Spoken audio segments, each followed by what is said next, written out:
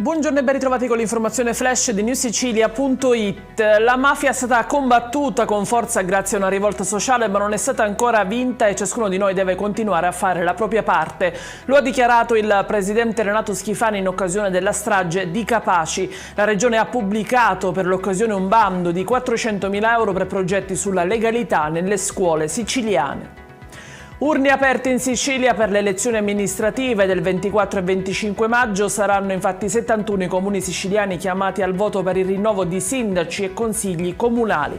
Si voterà dalle 7 alle 15, l'eventuale turno di ballottaggio è invece fissato per domenica 7 giugno e lunedì 8 giugno con gli stessi orari.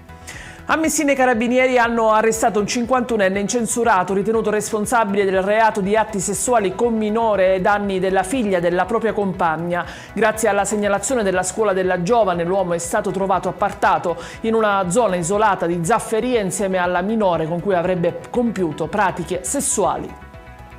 Drammatico incidente questa mattina a Palermo, dove una donna di 54 anni, Laura Catania, ha perso la vita dopo essere stata investita da un'auto in via Imperatore Federico. La vittima stava passeggiando con il proprio cane nei pressi delle strisce pedonali quando è stata colpita.